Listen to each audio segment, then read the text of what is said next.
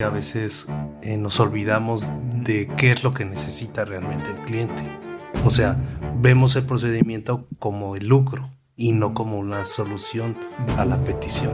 Dice el patrón, ¿sabes qué? Yo no tengo que cumplir la providencia que tú dictaste porque tú me dices que omita inscribirla. Yo nunca la inscribí porque nunca fue mi trabajadora. Y niegas la relación y además niegas ser patrón. O sea, no solo no te voy a dar de baja, sino que incluso yo ni siquiera soy patrón Empleador. para efectos del seguro social. Sí.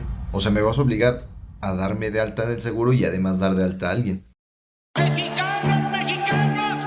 ¡Muera la corrupción! ¡Ey! Hablemos de leyes. Alonso Cajica Rugerio, juicios civiles y controversias familiares. ¿Va a entregar a Maduro o lo va a defender? Gonzalo Tello Valderrama, negocios mercantiles y civiles. La única traidora es usted aquí. Osvaldo Fernández Islas, derecho mercantil y delitos patrimoniales. El diputado Ricardo Monreal Quejano. Mario Macuil, juicio de amparo y juicios federales. Ya está en la Constitución, se llama igualdad sustantiva. Ramón Pacheco, derecho corporativo.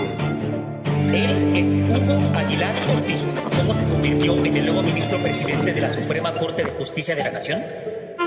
Tienen poder sin pueblo. Deben el acceso a todos los derechos. Y empezamos directo al derecho, directo al derecho, directo al derecho, directo al derecho, directo al derecho, directo al derecho. Hola, yo soy Ramón Pacheco, bienvenidos a Directo al Derecho. Como cada capítulo les traemos consejos y enseñanzas en el mundo jurídico. En esta ocasión continuamos con el juez Alejandro Varela López para continuar con el tema de audiencia preliminar y juicio en materia del trabajo. Me acompaña mi compañero, el licenciado Osvaldo Fernández Islas, y el juez Alejandro. ¿Qué tal? ¿Qué tal, juez? ¿Cómo estamos? Bienvenidos a todos nuestros radioescuchas. Qué bueno que nos acompañan nuevamente. Nos quedamos en un tema bastante interesante, juez. Cerramos etapa escrita en el capítulo anterior respecto del juicio, el juicio laboral, y queremos pasar en audiencia preliminar, pero en el capítulo anterior quisimos abordar algunas otras cuestiones respecto a dos cuestiones que nos parecen sumamente delicadas por el trato que se debe tener y relevantes respecto a el logro del juicio. ¿A qué me refiero? Al tema de las providencias precautorias. Entonces, es un tema que no abordamos, pero que se puede realizar con la presentación de la demanda, conjunto, la providencia precautoria o durante el desarrollo del juicio. Entonces quisiera que nos explicara. Le agradezco nuevamente su comparecencia con nosotros y pues que nos comparta de su conocimiento, maestro. Muchas gracias. También me da mucho gusto saludarlos a ustedes y saludar a las personas que nos escuchan el día de hoy y agradecerles nuevamente esta invitación, que la verdad me parece que difundir siempre la cultura jurídica tiene una parte muy noble, dado que al menos en la materia laboral pues prácticamente todos o somos trabajadores, ¿no? Más del 90% de personas, ¿no? y un 10% pues quizá tiene la posibilidad de tener la calidad de patrón, ¿no? Entonces, pues son temas interesantes que nos interesan a muchos de nosotros y qué mejor que por conducto de este programa pues puedan las personas acercarse a este mundo del derecho laboral, que no es exclusivo de abogados o de licenciados en derecho, ¿no? Entonces, pues sí, efectivamente, las providencias cautelares, qué bueno que las rescatan, porque hoy en día, de acuerdo a lo establecido en los artículos, principalmente en el artículo 857 y 858, que es en donde tenemos el momento procesal oportuno en donde se deben de presentar, y pues tenemos 4 tipos, los más comunes como providencia cautelar, pues es solicitar el embargo precautorio, ¿no? Cuando existe la posibilidad de insolvencia como providencia cautelar, como primer tipo de providencia cautelar, la cual se torna un tanto compleja porque, pues, a pesar de que acredites la existencia de diversos juicios y que el monto de esos juicios, digamos, tiene una cuantía considerablemente mayor, pues no implica eso que la empresa pueda estar en insolvencia. Entonces ahí hemos tenido bastantes, digamos, pues, opiniones, ¿no? En el sentido de por qué no se autorizan los embargos precautorios sin que se acredite por parte del promovente la insolvencia, la posible insolvencia del patrón, ¿no? Porque efectivamente hay veces que te acreditan que tienen 10 juicios, ¿no? Y que por el simple hecho de que tienen 10 juicios, ya sea 6 en la Junta y 4 en los tribunales laborales, para muchos abogados, pues eso ya implica un riesgo de insolvencia. Bueno, pues si el patrón tiene Walmart. Ajá, No, sí, exacto. 10,000 o 20,000 trabajadores, pues creo que ahí no. Y entonces se volvería imposible que las otorguen. Es que esa parte también, las interpretaciones de los tribunales federales, llámese tribunales colegiados o Suprema Corte de Justicia de la Nación, pues no han tenido como un criterio uniforme. La verdad es que lo dejan mucho a la toma de decisión objetiva del quien le corresponde decidir la providencia, que en este caso, y también es otro punto muy importante, las providencias, cuando se interponen desde el escrito inicial de demanda, son resueltas por el secretario instructor, y lo mismo durante la fase escrita. Pueden ser resueltas las providencias por el secretario instructor. Y luego dice, en caso de que se esté inconforme con la determinación de una providencia, ya sea quien la solicita o a quien le afecta, se debe de interponer el recurso de reconsideración dentro de los 3 primeros días en que te haya sido notificado el acto. Digamos, ya sea la improcedencia de la providencia o la procedencia de la misma, ¿no? Okay. Entonces, eso sí es un tema muy particular, porque sí procede el recurso de reconsideración, dado quien la otorga o no la otorga es el secretario instructor, y es ese recurso de reconsideración, por excepción, no se debe de esperar la parte afectada hasta la audiencia preliminar, como si sucede en otro tipo de acción o omisión del secretario instructor. El recurso de reconsideración se interpone o se promueve en la audiencia preliminar. En este caso no. Tienes 3 días para interponer el recurso de reconsideración. ¿Y el tribunal inmediatamente señala audiencia o No, se espera hasta la preliminar? audiencia preliminar. Okay. Al menos eso dice la Ley Federal del Trabajo. Pero también ya existen otros pronunciamientos de los tribunales colegiados. No ha habido todavía la Corte, en donde dice, a ver, tratándose de una providencia cautelar que de verdad urge, tú no puedes esperar a resolver el recurso de reconsideración hasta que se agote la fase escrita. Y entonces ahí lo que te dice el tribunal, debes de resolver de plano, de forma casi inmediata, ¿no? O sea, es decir, a los 3 o 5 días, utilizando como analogía, ¿no? Una vez que te lo interponga, ¿no? Claro, siempre y cuando le des vista a la contraparte. Eso es importante. Cuando se interpone el recurso de reconsideración, la ley dice, le deberás dar vista a la contraparte, y bueno, en este caso que la ley dice que hasta la audiencia preliminar los tribunales colegiados dicen, no, tienes que resolver de plano el recurso de reconsideración, dado que en muchas ocasiones es una medida urgente. Claro. Entonces, pues la urgencia se la quitas si te esperas hasta que se agote la fase escrita.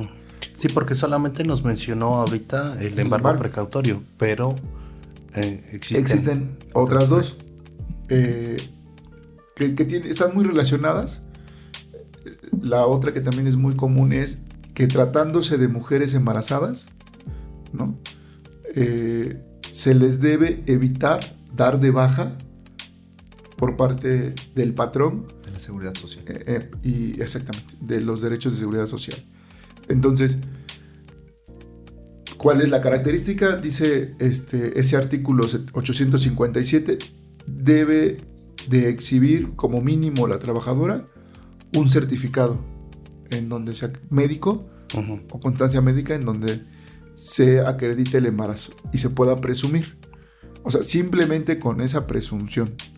O sea, ni siquiera te dice que haya sido despedida en razón del embarazo. No. Simplemente con que esté embarazada, procede la providencia cautelar y te lo acredite con alguna constancia o certificado médico o prueba de embarazo, ¿no? Sin necesidad de ratificación. Eso es importante. Y 3, también como medida protectora respecto a los derechos de seguridad social es cuando el trabajador ha sufrido discriminación. Y aquí es donde se han las interpretaciones dividido, ¿no? 1. Si la discriminación, si el despido o la separación o la terminación de la relación laboral se dio con motivo de una discriminación de cualquier tipo. Ahí sí puede ser por ser mujer, por pertenecer a algún pueblo originario, por pertenecer a algún tipo de clase económica en específico, por el color de piel, ¿no? Todo ese tema del género. Entonces, también en ese caso, por caso de discriminación, procede la providencia cautelar que implica igual abstenerse o no dar de baja del seguro social a la parte trabajadora. Además de estas 3, la misma ley refiere que pueden existir, bueno, mejor dicho, las interpretaciones de los tribunales colegiados refieren que pueden existir providencias cautelares innominadas. Así se han visto por diversos criterios, y entre esas providencias cautelares innominadas está la que se está haciendo ya, digamos, muy conocida por el público en general, que es otorgar el mínimo vital al trabajador, ¿no? En casos excepcionales o extraordinarios para que pueda subsistir. ¿Cómo cuál sería? Por ejemplo, una mujer embarazada, ¿no? Si la despides, te solicita la providencia cautelar de que el patrón le continúe pagando un salario mínimo. No, en este caso... el mismo salario que venía devengando. El que te diga la trabajadora, pero en caso de que el patrón nos diga, ¿sabes qué? La trabajadora dijo que ganaba 500, pero no ganaba 500. En realidad su salario era 400. La providencia procede con relación al salario que te indique el patrón. Ok. ¿No? Claro, o sea, bajo el principio de buena fe, no el que te indique la trabajadora, el que te indique el patrón. ¿No? Aquí me surge una duda antes de continuar. La providencia cautelar es similar a lo que son providencias precautorias en materia mercantil. Exactamente. En materia mercantil te habla de que puedes promoverla antes de la presentación de la demanda o con la presentación o durante el juicio. Claro. ¿Puede darse el supuesto de que presentes una providencia cautelar en materia laboral antes de la presentación de la demanda? Hasta ahorita, bueno, yo creería desde mi perspectiva que sí sería posible. La regla procesal o formal dice que tratándose de el no dar de baja, ya sea por ser trabajadora embarazada o por ser un trabajador que sufrió discriminación, forzosamente se tiene que hacer en el escrito de presentación de demanda. Ese es el momento procesal que marca la ley. Y en el caso del embargo puede ser en la presentación o durante el juicio. Nunca dice previo. ¿No? Entonces, de una interpretación extensiva, llamémosle así, ¿no? Que precisamente pretenda, bajo el carácter de urgente, ¿no? Poder acordar una providencia cautelar previo al inicio, pues creo que estaría a valoración del tribunal, ¿no? Formalmente no se puede, pero yo diría que atendiendo al caso concreto y dependiendo, por ejemplo, tú como trabajadora, si ya van a ser tu hijo, ¿no? Y entonces te tienes que esperar 2 meses en lo que se agote el procedimiento de conciliación para que no te den de baja del IMSS. Bueno, creo que ahí... Bueno, y en primer lugar también, eso es un punto muy importante. Aquí vienen a colación las excepciones a la conciliación, que también vienen muy acordes, ¿no? La providencia cautelar con las excepciones a la conciliación, que en este caso una causal de excepción al procedimiento de conciliación es haber sufrido discriminación, ¿no? En el empleo.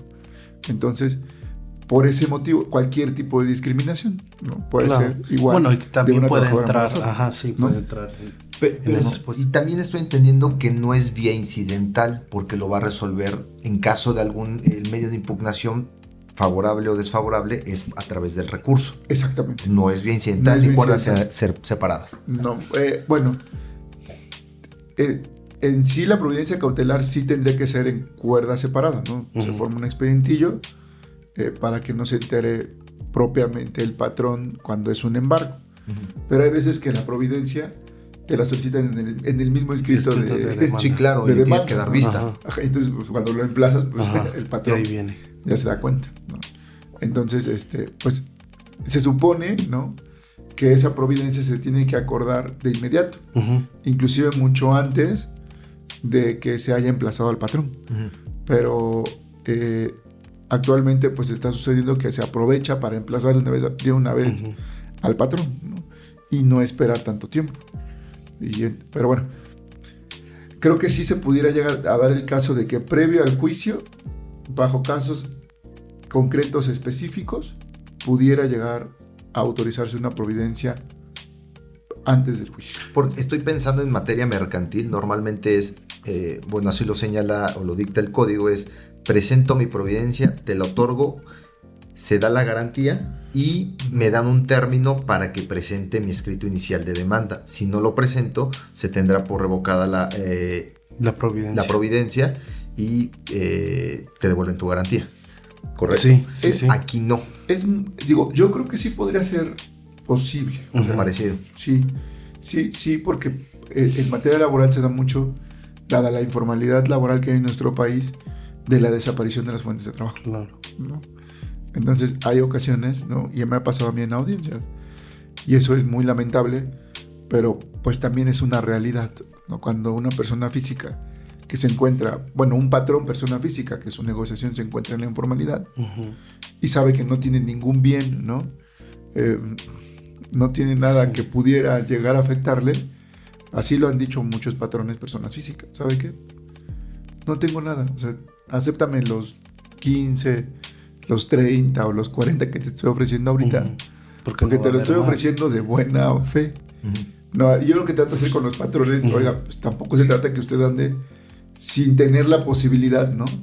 De poder llegar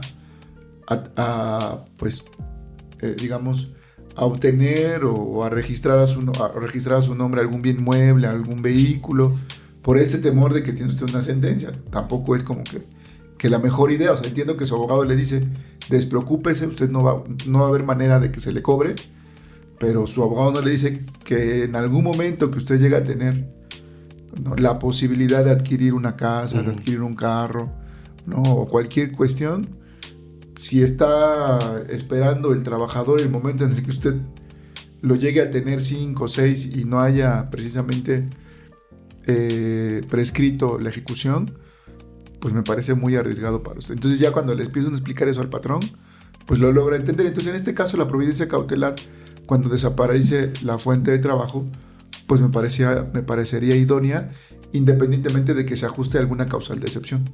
Ok. ¿No? Sí, porque la excepción, digo, ahorita que lo menciona, viene a colación de la audiencia preliminar. Porque si la excepción fue planteada respecto a la discriminación, cambian las reglas en la presentación de la demanda y también en la audiencia preliminar. No, la excepción me refiero a la excepción para agotar la instancia conciliatoria. Ajá. A esa excepción. Sí. O sea, algunas, por ejemplo, en materia colectiva no hay necesidad de agotar la instancia conciliatoria, ¿no? Igual en materia de designación de beneficiarios tampoco hay que agotar la instancia de conciliación prejudicial. Entonces creo que ahí sí va muy concatenada y sí podría ser posible para fuentes de trabajo que vayan a desaparecer y en donde el trabajador no esté en una causal de excepción, la solicitud. Por eso, no lo sé. En dado caso, podría algún juez autorizártelo, ¿no? yo siempre le digo a los abogados, ustedes planteen. O sea, tengo que manifestar un temor fundado de que es una persona física que tiene únicamente, por ejemplo, un año arrendando el local, está por cumplir y yo no sé si por ese temor a ser demandado o existen varias demandas, simplemente se va y no existe. A ver, aquí me surge otra duda. Ajá. En materia mercantil tengo que demostrar, o bueno, acreditar que no tiene otro bien, por ejemplo, en el tema de embargos. Acá no. Bueno, en las cuentas bancarias se presume que la desaparición por la facilidad de las... Ese es un poco el reto, ¿no? Porque como lo que mencionábamos, no siempre, no los mismos casos o casos parecidos para patrones diferentes podrían aplicar la misma regla. O sea, tendría que ser algo muy específico y a partir de ahí, pues darle los elementos de hecho al juez que le puedan presumir, ¿no?, la urgencia. Porque sí hemos tenido totalmente resoluciones de amparo indirecto en contra de las providencias cautelares, que en algunas, por ejemplo, cuando advertimos, por ejemplo, en una ocasión nos tocó, al menos a mí me tocó, que el trabajador acreditó que la empresa tenía 6 juicios y que que al parecer el giro de la empresa se dedicaba a esta cuestión de ser una empresa facturera. Okay. ¿No? Entonces tenía diversos domicilios, entonces cambiaba sus domicilios constantemente. Él exhibió constancias de situación fiscal en donde había un cambio de domicilios en diferentes estados. Luego exhibió que esa persona jurídica, que al parecer era facturera y que no se había podido emplazar, ¿no? Sí se emplazó a una aquí en Puebla, pero había otra que estaba en Monterrey. Acredita que en otro tribunal tampoco la pudieron emplazar y la citaron vía edictos, ¿no? Ya cuando se hizo la investigación, no se encontró el domicilio, vía edictos. Entonces, con toda esta información que teníamos de otros 2 tribunales, era uno federal y uno local, y el número de juicios que había, se determinó que efectivamente pudiera ser de carácter urgente el embargo precautorio. Y se aceptó. Y ahí fue cuando la empresa apareció. Ya fue cuando aparece, porque pues ya le bloquearon las cuentas, ¿no? Y pregunta, oye, ¿de qué procedimiento ya me emplazo en 5 minutos y lleva conciliación. Sí. No. El tema es que se fue al amparo indirecto y dijo, es que el juez de manera indebida otorgó la providencia cautelar sin que el trabajador acreditara la insolvencia. Porque el embargo, así lo dice la Ley Federal del Trabajo, el embargo precautorio se deben de acreditar 2 cosas: la existencia de diversos juicios y esta vinculada con la insolvencia. Siempre. Entonces lo que decía el patrón fue, no acreditó la insolvencia. Entonces el de distrito dijo, no. Dice que a criterio del tribunal pudiera estar en riesgo de insolvencia. Sí. Entonces, dice, el juez sí dio los elementos porque vio que tenías diferentes domicilios, o sea, el trabajador agregó las constancias de situación fiscal en donde había cambios de domicilios constantes, y entonces con esa información más los informes del Tribunal Federal y del segundo tribunal hicieron que esa decisión fuera justificada y que se acreditara el riesgo de insolvencia. Ok. ¿No? Dado que no comparecías. Y ya, afortunadamente compareció, le negaron la providencia cautelar, se quedó trabado el embargo precautorio, y esa, por ejemplo, la presentó el trabajador hasta antes de la audiencia preliminar, la providencia. Y ya pues se presentó, se impugnó la notificación, ahí en esa providencia, ese patrón que no aparecía, impugnó el emplazamiento por no estar los edictos publicados en la página de internet, que ahorita es lo que dicen. Además del periódico, lo tienes que publicar en la página de internet del Poder Judicial. Lamentablemente en no se publicaron,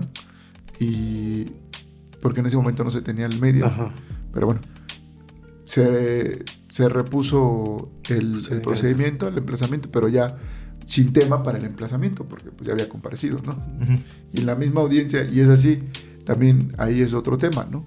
Bajo el principio de sencillez procesal, en la audiencia en el que se resolvió el recurso de reconsideración, que emplacé, ¿no? En esa misma audiencia dije, se le ponga la vista en este momento. No es que usted usted me tiene que emplazar en mi domicilio, que tiene la empresa y que obra en autos. Y sí validó también el de distrito. Dijo, no, es correcto, bajo el principio de sencillez procesal. En ese momento se te ponen a la vista, tú tienes posibilidad de sacarle foto, o sea, ni siquiera es necesario que... no te corren traslado, Es que correr traslado conforme a la Ley Federal del Trabajo actual, bueno, a partir de la reforma 2019, correr traslado implica poner a disposición de la parte en el local de tribunal el documento. Sí. Es de poner a disposición. Entonces, en ese momento, aquí está, se enojó, bueno, el apoderado se enojó mucho, no, pues es que eso está indebido. Evidentemente, pues él hacía con la finalidad de retrasar, ¿no?, el procedimiento.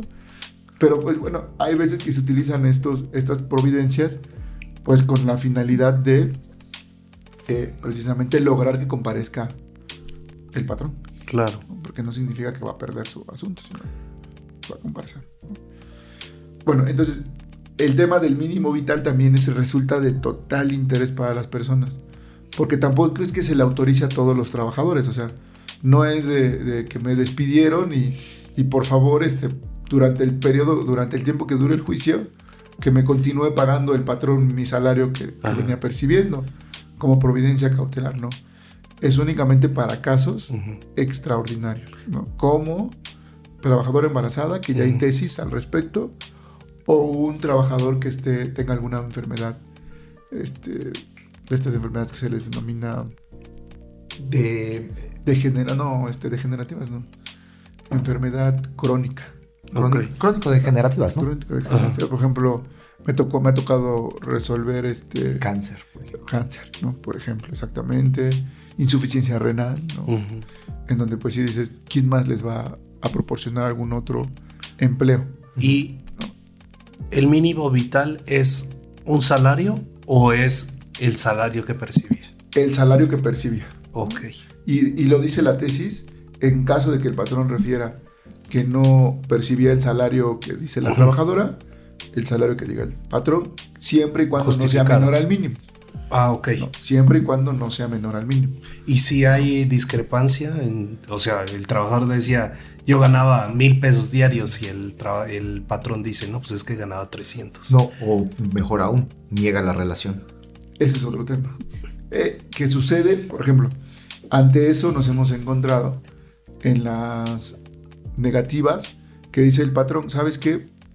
Yo no tengo que cumplir la providencia que tú dictaste porque tú me dices que omita inscribirla. Yo nunca la inscribí porque nunca fue mi trabajadora. Entonces, yo no me encuentro en el supuesto que tú refieres porque no estaba inscrita. No tengo que omitir darla de baja. ¿No? Sí, entonces, claro, no aplica. Hemos tenido criterios contradictorios. Desde distrito que dice, efectivamente, para este caso la ley dice evitar darlo de baja o no darlo de baja. Y entonces no se encuentra en este supuesto, dado que niega relación laboral y nunca ha estado inscrita y por lo tanto no es correcta tu apreciación, ¿no? Y otros en donde dicen, no, pues es providencia cautelar precisamente, y el tema de si existía relación laboral o no existía es un tema de fondo. Y entonces, y me parece también, híjole, entiendo que hay juicios en donde quizá se puedan llegar a utilizar como, digamos, de forma indebida.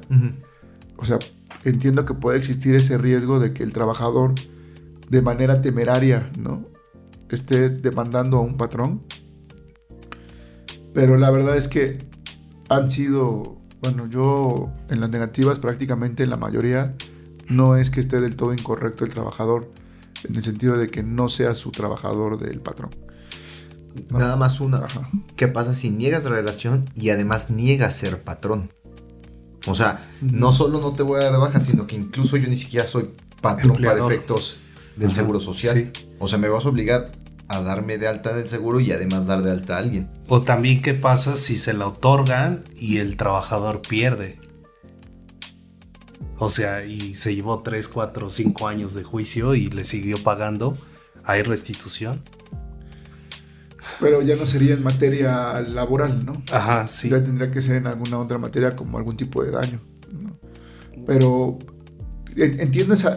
sé que es muy delicado, pero en verdad, ¿no? Sí. Esto de... Y yo lo he visto. De las providencias que se han otorgado, porque no han sido todas. O sea, Claro. solamente son Sí, por algunas. eso no se dan de facto. Ajá, no se dan de facto, exacto.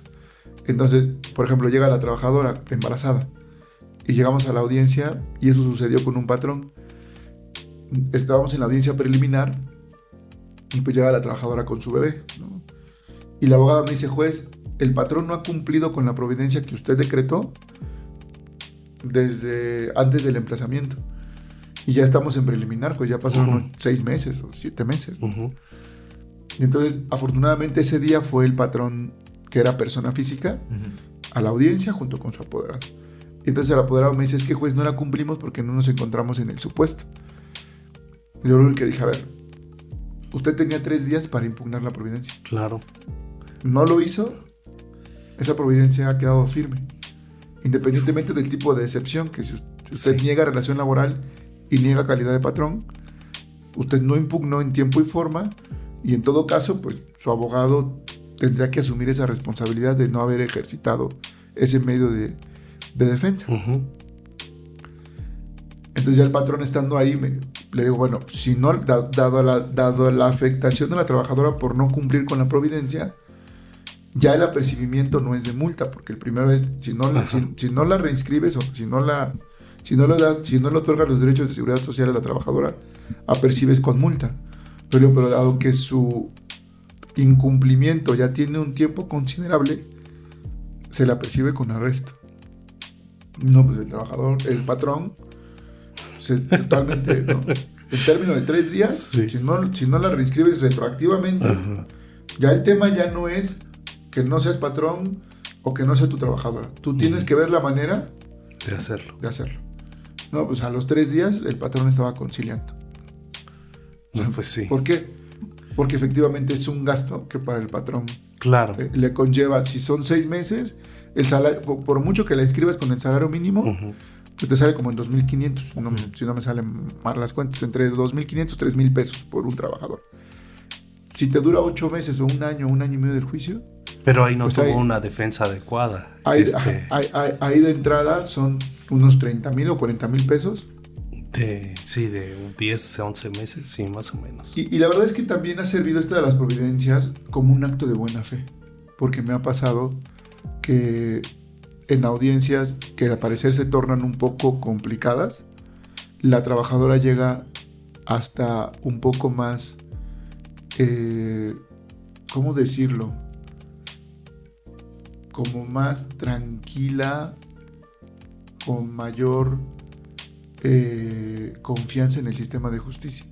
Y en el mismo patrón. Por ejemplo, me tocó una audiencia preliminar de trabajadora que al inicio exigía 200,000 pesos para poder concluir, para poder conciliar, dado que estaba embarazada, y decía, pues la afectación fue mucha, pero me sorprendió mucho su cambio en la audiencia preliminar.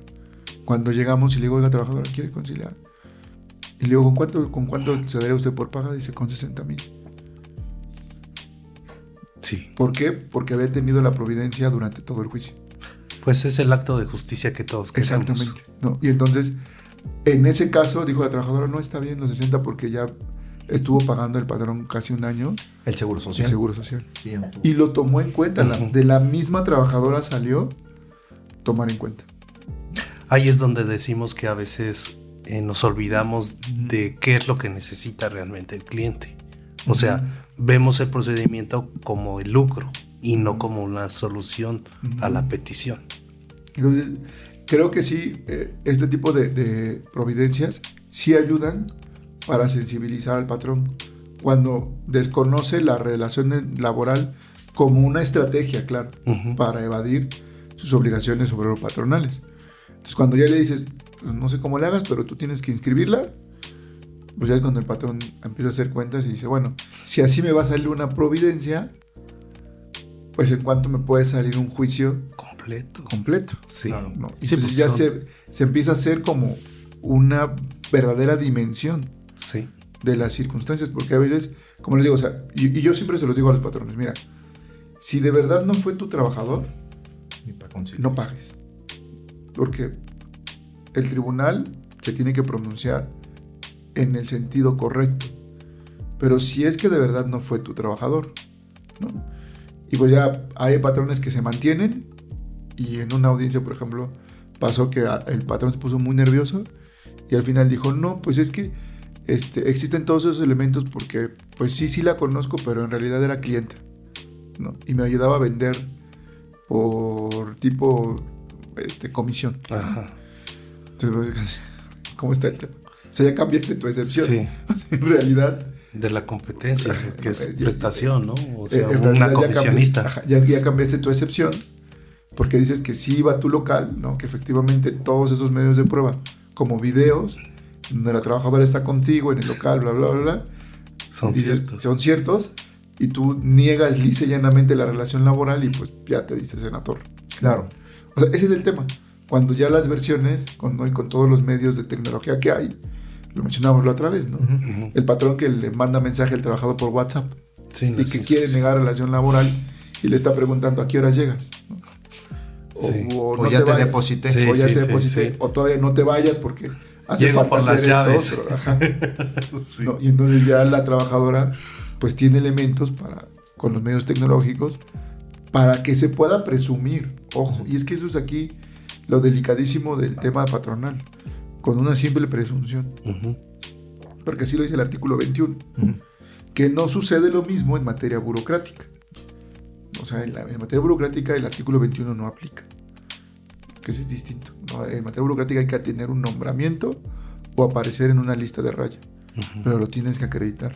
Porque el simple hecho de prestar un servicio personal subordinado con algún subdirector no implica que ese subdirector tenga la calidad o tenga la facultad para haberte nombrado como trabajador al servicio del Estado. Claro. Ahí solamente pocas personas tienen, o son los titulares de las dependencias o el oficial mayor de una dependencia que te puede dar esa calidad de nombrarte trabajador, ya sea de confianza o de base, en materia burocrática. Pero en materia laboral no, el artículo 21 dice presume. Se presume la existencia de una relación laboral entre quien presta un servicio y quien no. Entonces, con esa presunción, lamentablemente ha habido pues bastantes afectaciones, y por eso les digo, o sea, cuando de verdad no hay elemento que relacione laboralmente al trabajador con usted, no pague. Pero si lo hay, cuidado. Ha sucedido. Pues son muy pocas las veces en donde efectivamente yo como juez llego a advertir que el trabajador está abusando del patrón, ¿no? O sea, de la buena fe del tribunal, ¿no? O de la buena fe del tribunal. Sí, porque mediante engaños quiero obtener esa providencia precautoria. Uh-huh. Pues cerrando este tema de providencia que nos daría para todo un capítulo completo, pero para continuar, cerramos con fase escrita y llegamos a la audiencia preliminar. Exactamente. Pues en la audiencia preliminar, como la Ley Federal del Trabajo retomó bastante de el derecho mercantil. ¿No? Bastante depuración del procedimiento. Como ya lo hemos dicho, ahí se resuelven las providencias, o mejor dicho, los recursos de reconsideración en contra de las providencias. Tiene 5 grandes etapas. La primera es para resolver los recursos de reconsideración en contra de los actos u omisiones del secretario instructor. ¿Cuáles son los requisitos mínimos desde mi perspectiva para la interposición del recurso? Señalar la fecha del acuerdo o del proveído del secretario instructor en donde actuó de forma irregular, ¿no? O omitió actuar, ¿no? Es decir, en este acuerdo el secretario instructor omitió prevenir, por ejemplo en el acuerdo de erradicación, y debido a que no me previno, pues yo tengo una laguna en el despido, no señalé la hora, y el secretario instructor se tuvo que haber dado cuenta que eso era una obscuridad o vaguedad y por lo tanto te interpongo el recurso de reconsideración, o sea, esto tendría que ser el trabajador, ¿no? Porque en el acuerdo de fecha tal, el secretario omitió. Pero si ¿no? fue culpa de quien la presenta también. Es que ahí sí el tema es, como lo mencionamos la otra vez, los principios de justicia social. Es obligación del tribunal. Vaguedad u oscuridad, debo de prevenir, ¿no? Oiga, entonces, maestro. Sí. Y este recurso de reconsideración, digo, la Ley Federal de Trabajo nos trae una lista, ¿no? De más o menos cómo debe ser llevada la audiencia preliminar. Y el recurso de reconsideración no viene en la primera fracción. Hay algunos jueces que dicen, bueno, para depurar el procedimiento y que nos vayamos más rápido, hay recurso, y si no, pues ya nos vamos con las siguientes etapas. Exactamente. Así es. Esa es la dinámica que se está utilizando en la mayoría de tribunales. Ajá. El artículo 873-F, en el primer inciso, marca que se resolverán las excepciones dilatorias, ¿no? Planteadas por las partes, pero sucede en muchas ocasiones. Es depuración del procedimiento, ¿no? Sucede en muchas ocasiones que no hay excepción dilatoria. Ok. ¿No? Porque pues, no la han planteado las partes, a menos que en ese momento la lleguen a plantear. Pero es muy poco común que la lleguen a plantear en la audiencia preliminar. Pero se vale, digo, si ya se te pasó o sea, contestaste. Ajá. Y no interpusiste, o ya hiciste la réplica y tampoco la interpusiste, ¿se vale todavía plantearla? Sí, cuando es de personalidad, dado que se estudia de oficio, ¿no? Entonces, eso es algo que también ha pasado mucho cuando el apoderado del trabajador pretende impugnar la personalidad de quien contesta demanda en la audiencia preliminar, dado que el secretario instructor le reconoció la personalidad y le tuvo por contestar la demanda. Igual, ¿no? Sí, porque ahí sería una equivocación, bueno, un error del secretario por no revisarla de manera oficiosa o revisarla mal. O revisarla mal, exacto. Pero ahí lo que hacen es, en la segunda, bueno, la primera es recurso de reconsideración. La segunda ya vienen excepciones dilatorias, entonces hay abogados que la interponen en la misma audiencia preliminar y dicen, juez, la parte, los apoderados que contestaron la demanda, ¿no? No estaban facultados, carecen de personalidad, por esto, y te ponen el incidente en ese momento, ¿no? Tal cual te manejan los motivos o las afectaciones, las irregularidades, te ofrecen pruebas, ¿no? Que son los dos requisitos. Y entonces, pues tú como juez, al menos así ha sido el actuar de la mayoría de tribunales, si lo hacen en la audiencia preliminar, se les tiene que dar entrada, a pesar de que parecería que no es el momento procesal oportuno, ¿no? Pero sí se les da entrada, y en caso de que efectivamente la secretaria instructora se haya equivocado, dado que te están interponiendo el incidente en la preliminar, pues tienes por no contestar a la demanda por carecer de personalidad, y pues les haces efectivo los apercibimientos de tener por admitidas, dado que sería incongruente, por ejemplo, que efectivamente te interpongan el incidente de personal en la audiencia preliminar y digas, pues ya sí, pasaste. efectivamente tú no puedes comparecer a pesar de que tú contestaste la demanda, pero sí te la tengo por contestada, ¿no? Sí. Pero en esta audiencia preliminar no puedes comparecer. O sea, eso sí sería muy incongruente. Claro. ¿No? Y entonces por ese motivo es que pues, los efectos son tanto para atrás como para que no comparezcas en esta audiencia. Ahora, ¿hay límite para ofrecer pruebas? En este incidente, recurso. no. Bueno, la ley refiere que deben de ser pruebas documentales para que se pueda resolver de forma inmediata en la misma. Pero ¿qué pasa si, por decir, en la carta poder viene una firma distinta a la del apoderado, ¿no? Entonces, entras pues a las periciales. Solamente la pericial, pero recordemos, ahí va a variar mucho el rumbo. Porque nos dice, son de previo y especial pronunciamiento, en el artículo 761, tales. Entonces, anteriormente, los incidentes, o el primer criterio de los tribunales federales fue que esos incidentes de previo y especial pronunciamiento hasta antes de 2012 suspendían el procedimiento. Y después de 2012, el criterio fue, no suspenden el procedimiento, continúa.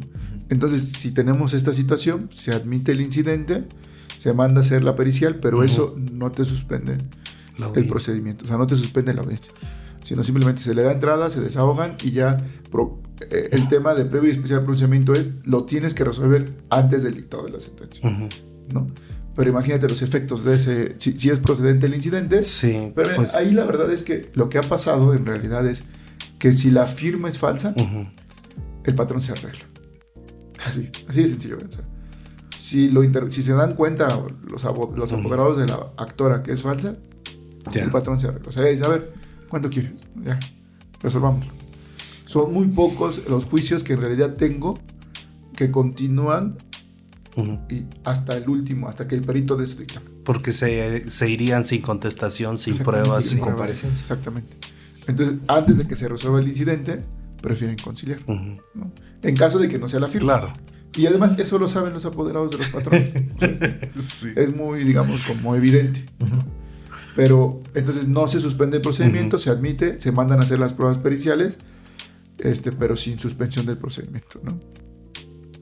Entonces ya, bueno, esa es la segunda etapa. Bueno, del recurso de reconsideración, únicamente como observaciones, señalar la fecha o el acuerdo en donde el secretario instructor actuó de manera irregular o no actuó o omitió. Sí. En el caso de ofrecer algún medio probatorio, también se ha dado, por ejemplo, que se les tiene por no contestar a la demanda, pero porque interpusieron su promoción electrónica. Y entonces en el cómputo de los días, pero a veces sucede que el sistema falla. Y sí ha pasado, ¿no? O no les llegó la confirmación. Exactamente, algo así. El acuse, ¿no? El acuse, algo así. Entonces, se manda a girar oficio, a pesar de que la ley no lo prevé. En el recurso de reconsideración tampoco prevé que se pueda admitir prueba por preparar, ¿no? En mi caso yo sí la admito, digo, bueno, gírese oficio de la Dirección de Informática para que nos refiera en qué fecha presentó su promoción. Cuándo se subió al sistema, que es la fecha en la cual se le tiene que tener por presentada. Porque luego lo que sucede es que el sistema la remite al buzón del tribunal, de la oficialía del tribunal hasta el día siguiente. Entonces se recepciona con fecha del día siguiente. Y ya se te pasó el término. Entonces ahí sí en los recursos de reconsideración para confirmar, mando a girar oficio, ¿no? Sí, bueno, aquí lo recomendable es, digo, en el sistema de acá de Puebla, te aparece enviado. Entonces, pues ahí grabas la pantalla y... A veces también la agregan, ¿no? La captura de pantalla, ¿no? Pero pues para evitar subjetividades con la contraparte, de entrada siempre digo, gire ese oficio. Porque si no, entonces va a decir la contraparte, oye, ¿por qué le estás dando como una presunción, o estás dando por cierto con la pura captura de pantalla que te exhibe la parte agraviada, ¿no? Ya la estás dando tú como si de verdaderamente la hubiera enviado en esa fecha. Sí. Y en esa hora. Entonces, por ese motivo, siempre mando a girar oficio. Y no sé si de manera debida o indebida, para muchos dirían, eso no es principio de realidad, eso no es atenderse a la prueba. Aunque no ofrezcan la prueba, yo lo ordeno de oficio, ¿no? Porque me parece que es un mero acto procesal, ¿no? Sí. Y ahí sí suspendo la audiencia preliminar. La suspendo hasta en tanto informe, ¿no? Y ya para se tiene constado, 2 semanas, ¿no? O sea, no la suspendo por tanto tiempo. 1 o 2 semanas me giran el informe, retomo y resuelvo y continúa la secuela preliminar, ¿no? Entonces, bueno, ese es con relación al recurso de reconsideración. Y mencionar el derecho, de dónde surge el fundamento, los motivos y los fundamentos. Para el recurso de reconsideración, para el incidente en excepciones dilatorias, bueno, pues el artículo 763 bis y 763 refieren que los únicos requisitos para los incidentes son señalar los motivos o afectaciones y ofrecer pruebas. Con eso es más suficiente para que te puedan admitir. Y claro, está en el término de 3 días. Posteriormente, la etapa 3 es el establecimiento de los hechos de carácter no controvertido, que aquí es una de las cuestiones más importantes. En realidad, pues hay que poner mucha atención, ¿no? Al momento de leer las demandas, y hay que tener mucho cuidado al momento de contestarlas, principalmente no caer en un silencio evasiva. Como por ejemplo, en la audiencia hay contestaciones de demanda en donde dice, no, el salario no es cierto. El salario base no es cierto, pero el trabajador no nada más te dijo el base, sino también te dijo el salario integrado. Y entonces, si tú en tu contestación nada más dices, con relación al salario base, te digo que no es cierto, pero omites manifestarte respecto al salario diario integrado, se tiende, por cierto. Pues puede llegar a suceder eso, dependiendo mucho del criterio del juez, si lo pueda llegar a considerar una evasiva. O sea, no tanto un silencio, sino una evasiva, porque tú dices, el salario base no era de 300, era de 280. Sí, porque el hecho es muy corto, ¿no? O sea, nada más nos trae dos hipótesis. Entonces, el no contestar. Exactamente, entonces como el trabajador sí te dijo, mi salario base era de 300 y mi salario integrado, dado que tenía algunos bonos, era de 350, y el patrón no dice nada con relación a la integración del salario a la existencia o inexistencia de los bonos, pues entonces eso se considera una evasiva. O no ofrece prueba, ¿no? En contrario. Claro, entonces se tiene por admitido el hecho. Entonces, ¿como qué? Como un hecho no controvertido. Entonces también forma parte ese tipo de silencios evasivas. ¿Ahí el juez es proactivo en decir? Exactamente. Sí, no, es proactivo. O sea, definitivamente nosotros tenemos, bueno, en mi caso yo tengo ya una hojita en donde tengo lo que dijo el trabajador y lo que dijo el patrón de forma sucinta. Y en donde todos los hechos, aquí pongo, por ejemplo, jornada laboral, ¿no? Hay veces que te dice el patrón, es mentira la jornada que refiere la parte trabajadora y el trabajador nunca laboró más de 48 horas a la semana. Es una evasiva. ¿Por qué? Porque pues ni te está diciendo la hora de entrada ni te está diciendo la hora de salida, y entonces ¿qué va a acreditar? No va a acreditar. Sí. El patrón, si te dice que nada más laboró 48 horas más, no tiene que acreditar. Se supone que para acreditar eso tienes que decir hora de entrada, hora de salida. ¿Y si las partes se oponen en ese hecho no controvertido? No, pues ya no sé. Bueno, yo en mi caso sí les doy el uso de la voz. Pues si juez, usted está equivocado, ¿no? En realidad yo sí me pronuncié. Entonces ya le digo, a ver, refíreme en qué parte de tu contestación te pronuncias y en donde a lo mejor yo estoy tomando de forma incorrecta este hecho como no controvertido. Y entonces ya reviso en ese momento, ¿no? Y corrijo. O sea, eso sí es importante.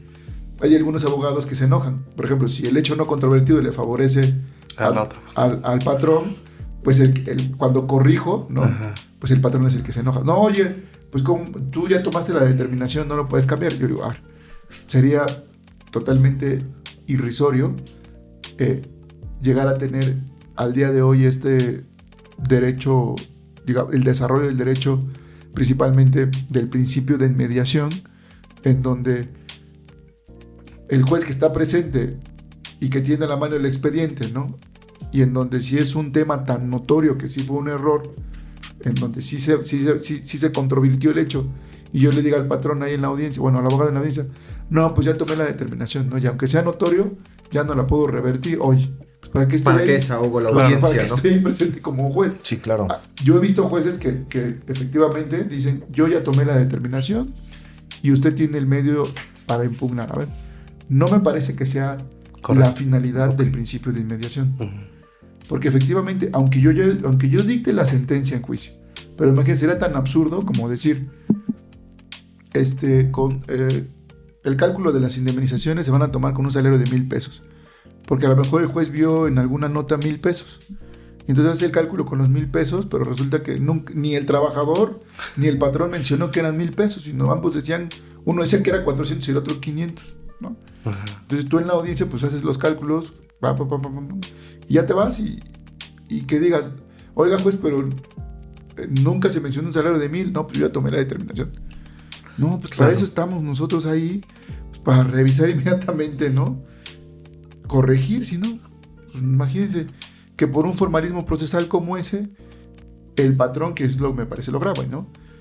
No logre manifestar o redactar de forma correcta los conceptos de violación, porque luego así pasa con los patrones, ¿no? Te dicen, es inoperante porque no lograste plantear de forma correcta tu concepto. Y a pesar de que efectivamente nosotros como jueces nos damos cuenta, porque sí pasa, ¿eh? Claro. O sea, inmediatamente cuando alguien me plantea una situación, yo digo, ching. Y te das cuenta con los amparos. Sí, lo hice mal. Bueno, eso es cuando lo haces por escrito. Pero a mí en lo personal me parecería muy injusto, y falta de idoneidad del principio de inmediación, que yo como juez no pueda corregir algo evidente. Ajá. Que me lo está demostrando en la audiencia. Algo ¿no? evidente. Me lo está argumentando. No algo ahí. como interpretativo. Ujú. No, o sea, la interpretación no creo que la puedas variar. Ok. Sino algo muy evidente que esté plasmado en papel y que tú no puedas decir como juez, no, pues, ya no corrijo porque yo vi que era 1000, porque vi que eran en lugar de 8, vi ceros, ¿no? O sea, a ver, pero pues ya lo vio 3 personas y resultó que era 8, ¿no? Sí. O sea, tú como juez no puedes insistir en algo que es evidente, solamente en esos casos. Pues yo sí corrijo. Ok. Digo, habrá personas y jueces que digan, estás mal, ¿no?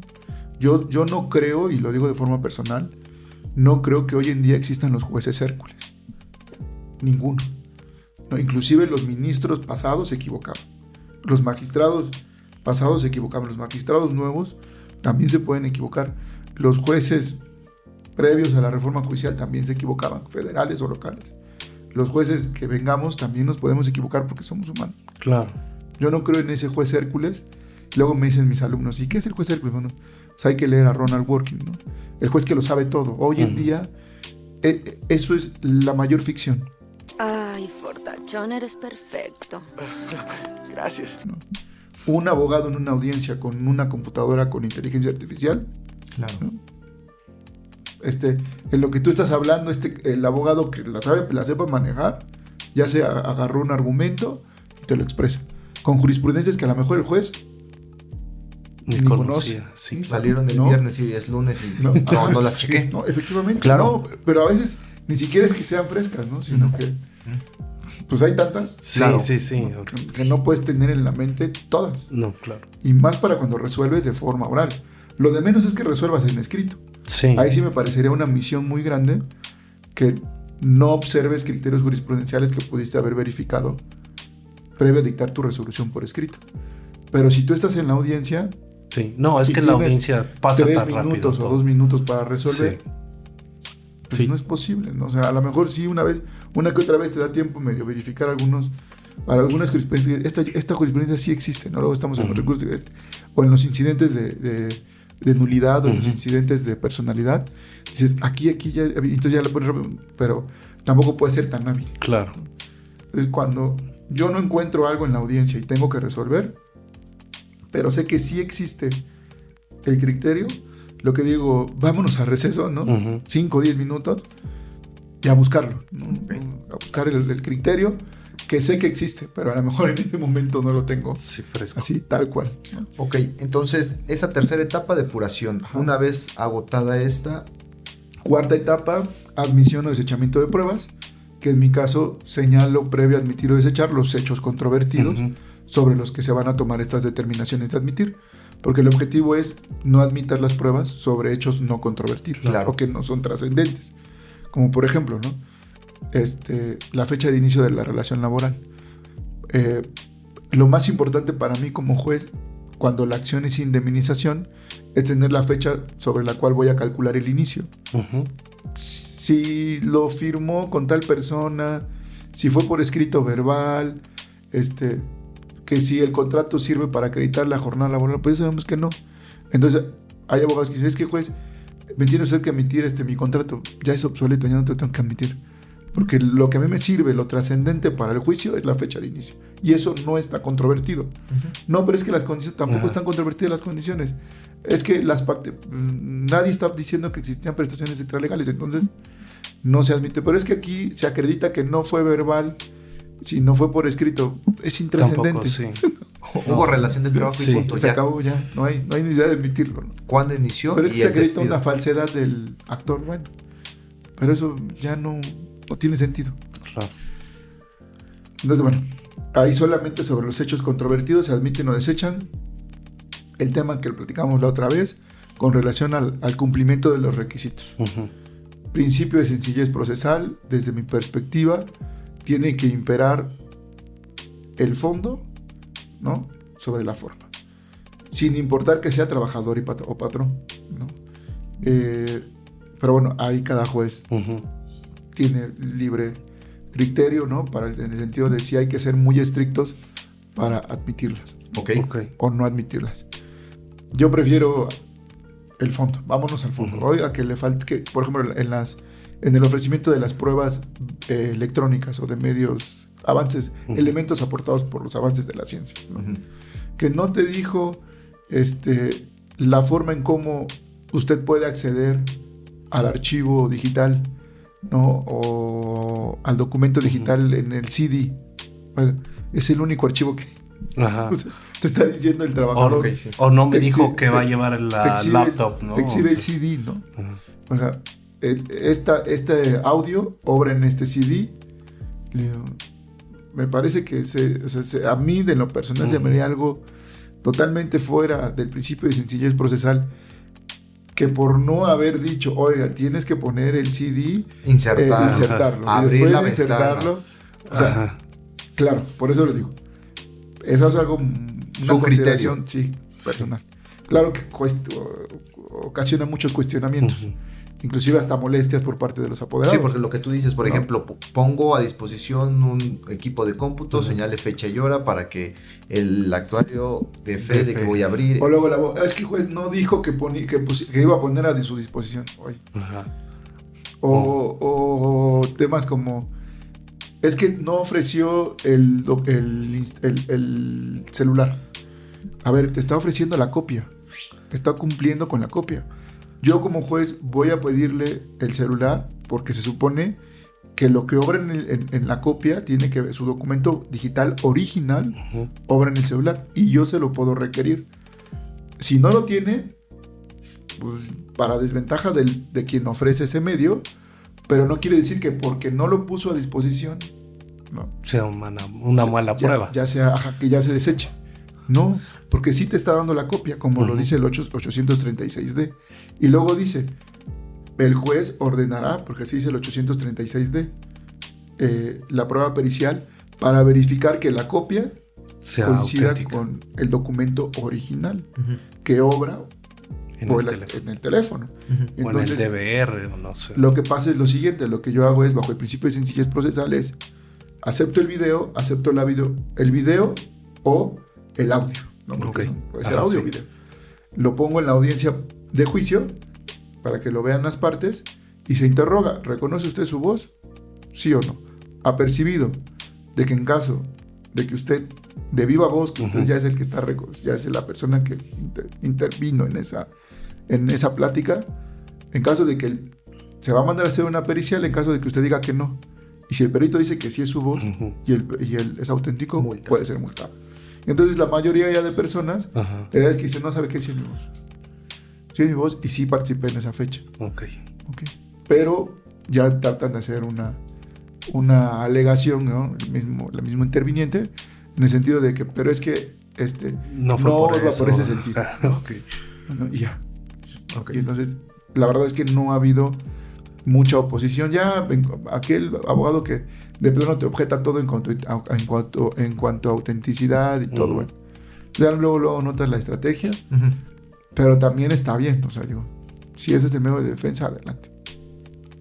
Entonces, por eso es que yo aquí en el tema de ofrecimiento y admisión de pruebas, o que no señaló el domicilio del testigo, y la ley dice que lo debe señalar, ¿no? Y entonces, si se supone que lo va a presentar o queda a cargo la presentación del oferente, desde mi perspectiva no es necesario, pero te puedes encontrar un juez que te diga, la ley lo dice. Bueno, salvo que no sea presentado por la parte, ¿no? Sí, ahí sí tendría un requisito. Pero inclusive algunos jueces te dicen, no, aunque lo presentes tú, estás obligado a señalar el domicilio y por lo tanto, va para atrás. Sí, Eso me parece algo exagerado.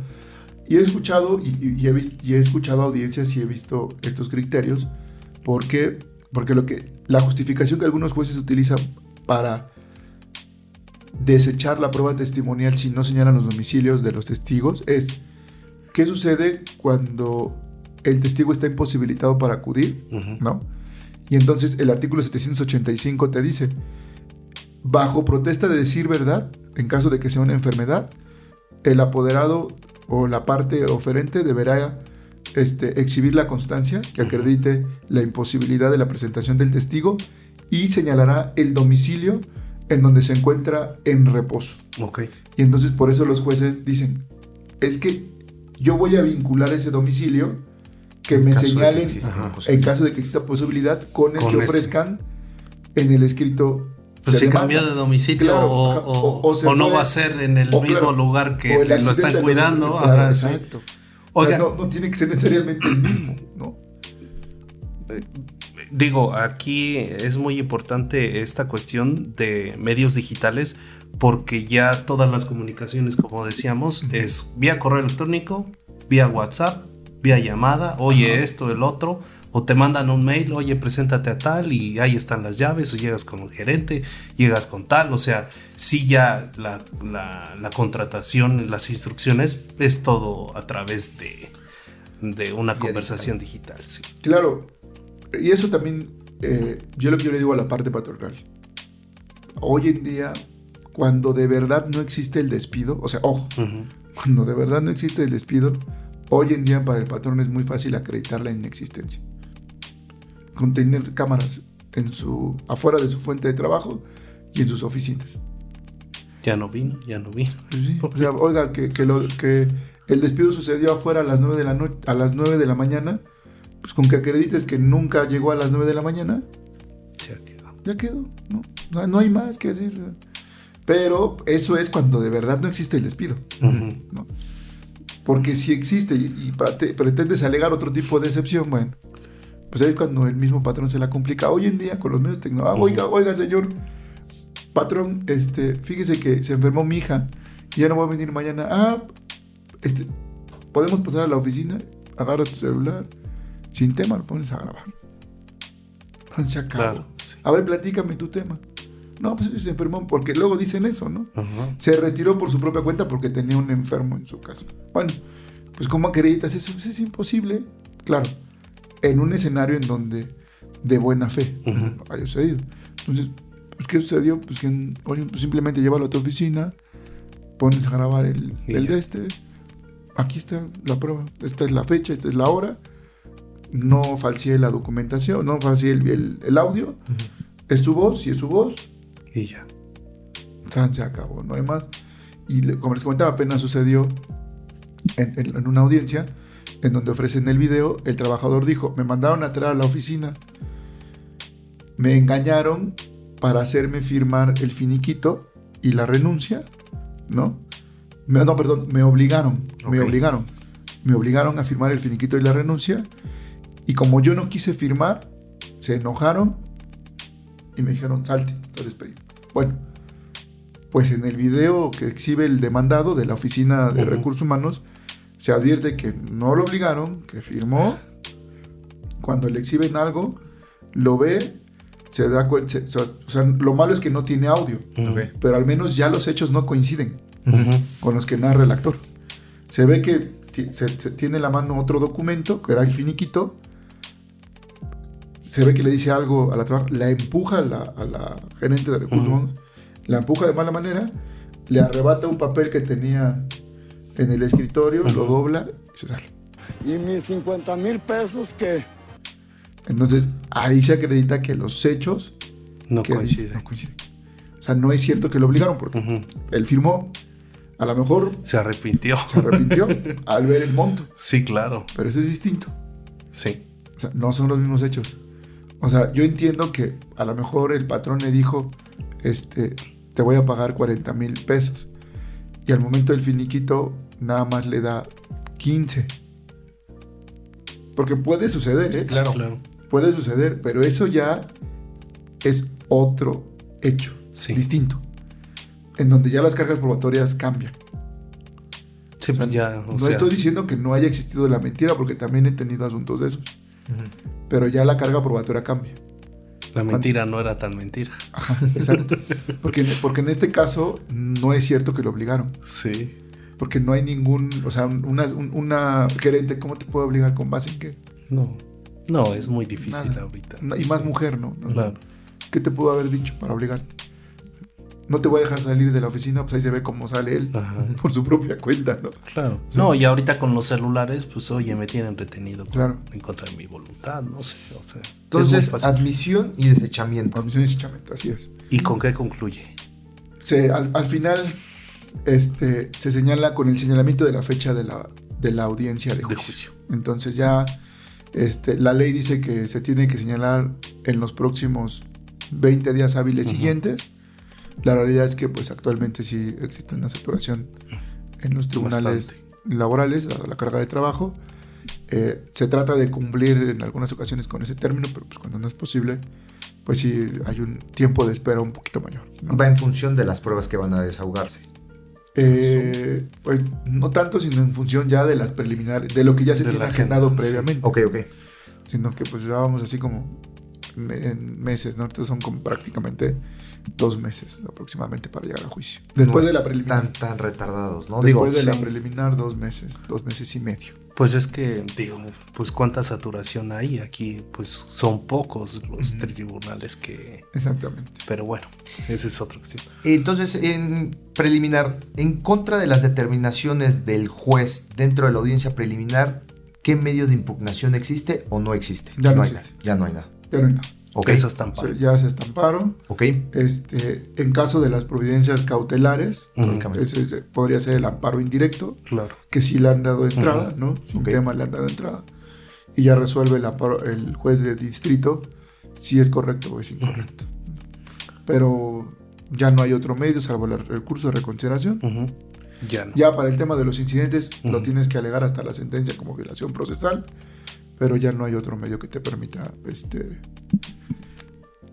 inclusive en alguna ocasión en contra de un recurso, además de ese, pero no recuerdo ahí qué pasó, voy a investigar qué pasó, porque fue un recurso de reconsideración que interpuso el demandado, dado que el trabajador no había autorizado en la carta poder que le otorgó que se demandara a diversas empresas.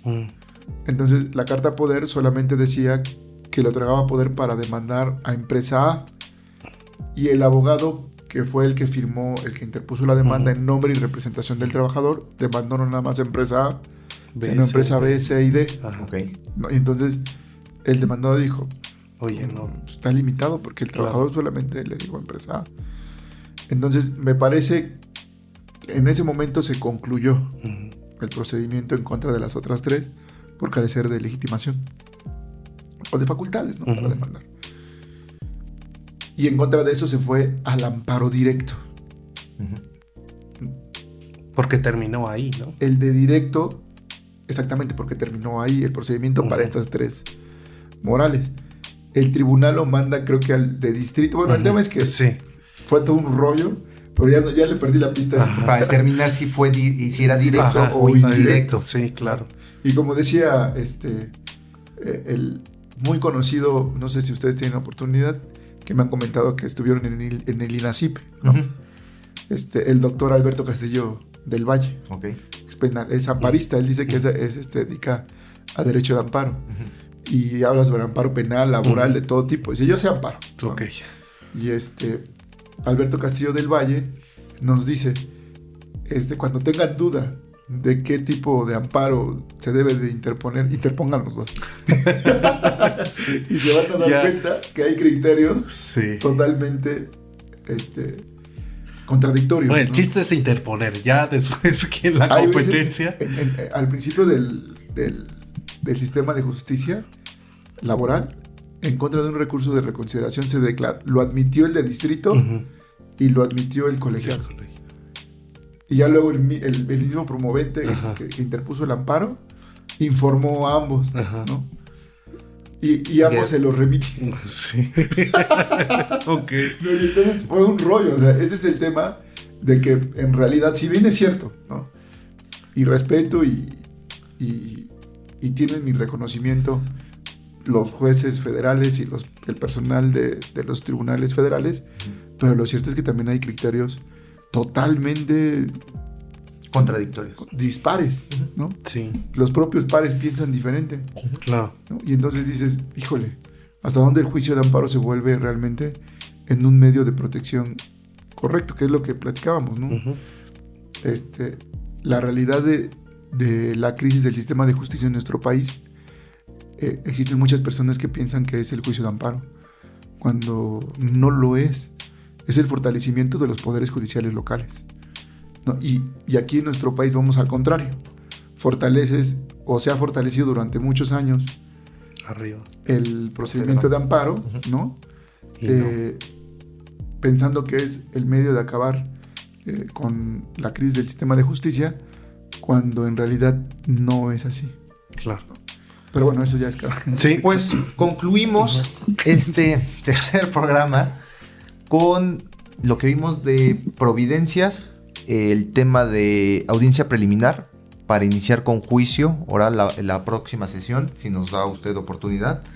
Y no Sí. sé, Sí, quisiéramos invitarlo para terminar esta etapa de juicio, desahogo y pues la parte interesante de ya tengo mi sentencia, ahora cómo la hago realidad. ¿Cómo cobro? Exacto. Pues sí, ¿no? Con todo gusto nos vemos en un cuarto programa, que me dará gusto también estar con ustedes y pues poder compartir esta experiencia. Claro que sí, pues agradecemos su escucha. Los esperamos en el próximo capítulo de Directo al Derecho y muchas gracias, Ramón. Muchas gracias, maestro. Vamos para servirle. Gracias Hasta a quienes luego. nos escuchan el día de hoy. Muchas gracias.